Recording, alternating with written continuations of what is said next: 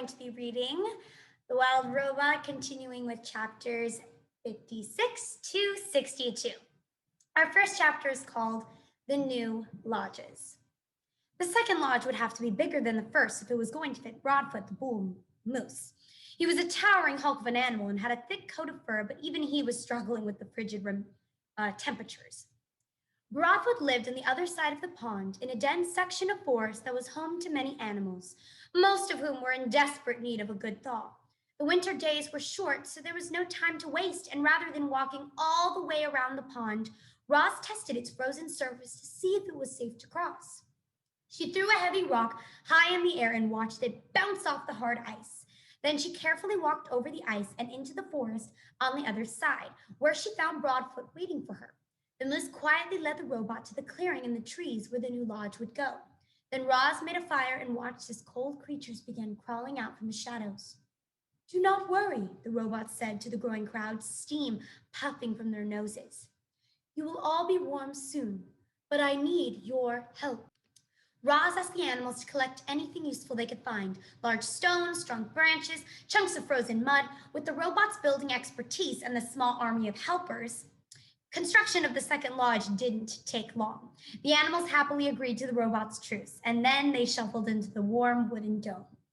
"If you keep the fire alive, it will keep you alive," explained Roz as she dropped another log into the flames. "But be careful. Fire can turn deadly in an instant."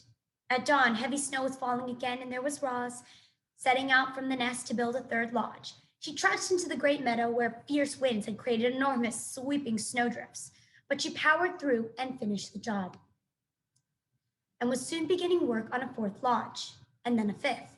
The island became dotted with lodges that all glowed warmly through those long winter nights, and inside each one, animals laughed and shared stories and cheered their good friend Roz. Chapter 57, The Fire.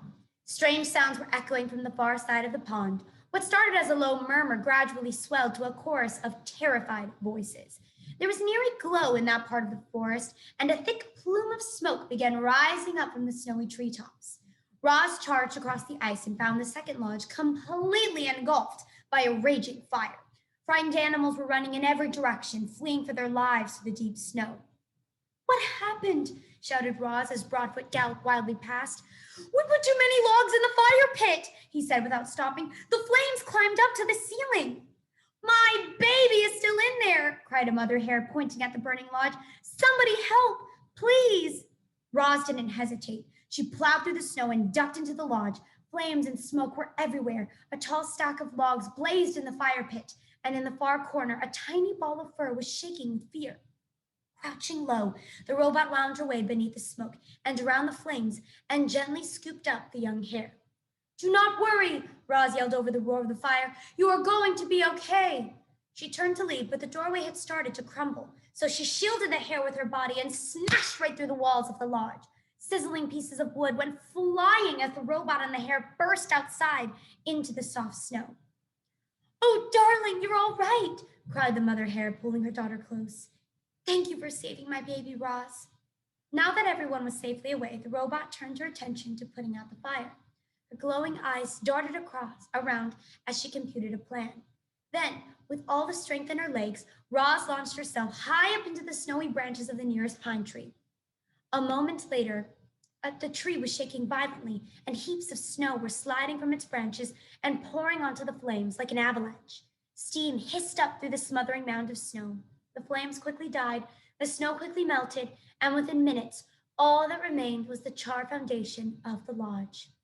Roz dropped down from the tree and waited as the frightened animals slowly returned. Then she said to them, "Would you like another lodge?" The animals looked at one another, unsure of what to do. Understandably, they were afraid of another fire breaking out, but they were far more afraid of the deadly cold. So they pulled together and worked with Roz and built a bigger, better lodge on top of the old one. It had a taller ceiling and a deeper fire pit. It was made with more rock and less wood, and it had a supply of water for emergencies. But the most important safety features of this rebuilt lodge were the lodgers themselves, who now had a whole new respect for fire. Chapter 58, The Conversations. Thanks to Roz's truce, life inside the nest was mostly harmonious. But when the animals went outside, it was business as usual. Sometimes the lodger wouldn't return. Sometimes the lodger would return in the belly of another lodger. As you can imagine, that made for some awkward moments. So when everyone was gathering around the fire, they tried to keep things pleasant by having conversations like these. I wonder what Brightbill is doing right now. Chit Chat lay on her back and looked at the ceiling as she spoke, and where he is and who he's with, and if he ever thinks about us back here on the island. I am sure he thinks about us, said Roz. I think about him all the time. I like to imagine that the geese had a fun flight to the wintering grounds, and now Brightbill is floating on a lovely lake, eating yummy food and making wonderful new friends, but hopefully they're not too wonderful because I'd like to stay his best friend if possible. That is a nice thought, said Roz, but I worry that the flock might have gotten caught in this icy weather. I do not think they would handle it well. Don't worry, I'm sure they're fine, said Chit Chat. Brightbill is such a great flyer that I just know he'll keep that flock out of trouble. He is a great flyer, said Roz, but I still worry. Life is short. Dig Down the Old Groundhog was giving another one of her fireside speeches. I'll be lucky if I see the spring. I don't want your pity. I've had a good run. I'll tell you what, if I could do it all over again, I'd spend more time helping others. All I've ever done is dig tunnels. Some of them are real beauties too, but they're all hidden underground, where they're no good to anyone but me. And they weren't even good to me this winter. Now, the beavers, they have it all figured out. They built that beautiful dam, which created a lovely pond that made all our lives better. That must feel mighty good. The beavers made our lives better in another way, said Fink. They taught Roz how to build. Ain't that the truth, said Dig Down. Roz, you must have saved half the island with your lodges. And to think we used to call you a monster. I'll repay my debt to you if it's the last thing I do. Well, friendship is payment enough, said Roz. Oh, please, your sweetness is going to make me sick. There must be something we can do. Your friendship is really enough, really is enough. Friends help each other, and I will need all the help I can get. My mind is strong, but my body will not last forever. I want to survive as long as possible, and to do that, I will need the help of my friends. The animals listened quietly to Roz and thought of their own struggles to survive. Life in the wilderness was hard for everyone. There was no escaping that fact. But the robot had made their lives a little easier, and if ever they could, the animals would return the favor. I have seen 93 winters, far more than any of you, cried the turtle, spoke slowly, but everyone always listened to his words. And I can tell you that the winters have gotten colder, and the summers have gotten hotter, and the storms have gotten fiercer. I heard that the ocean has gotten higher, said Chit-Chat, but I don't see how that could be true. I mean, where would all that extra water come from? You are right, the ocean is higher, said Crag. My grandfather used to say that long ago this island was not an island at all. It was a mountain surrounded by flat lands, and then the ground shook and the oceans grew and the land slowly flooded until the mountain became this island. Animals from far and wide were forced to come here to escape the flood waters. In those early days, there were too many animals living in too small a place. The island did not have enough food to feed them all. But between fighting and disease and famine, a balance was finally reached, and we have kept the balance ever since. Chit-Chat's eyes grew wide with concern. If the ocean keeps rising, the island will be swallowed up by the waves, and I don't even know how to swim. If the waves ever do swallow this island, it will not happen for a very long time, said Crag. By then we will all be long dead, even me. Everything has a purpose, it was Super's turn to lecture the lodgers. The sun is meant to give light, plants are meant to grow, we owls are meant to hunt. We mice are meant to hide, we raccoons are meant to scavenge. Roz, what are you meant to do? I do not believe I have a purpose. Ha! I respectfully disagree, said Swooper. Clearly you are meant to build. I think Roz is meant to grow gardens. Roz is definitely meant to care for Brightbill. Perhaps I am simply meant to help others. Chapter 59, The Spring.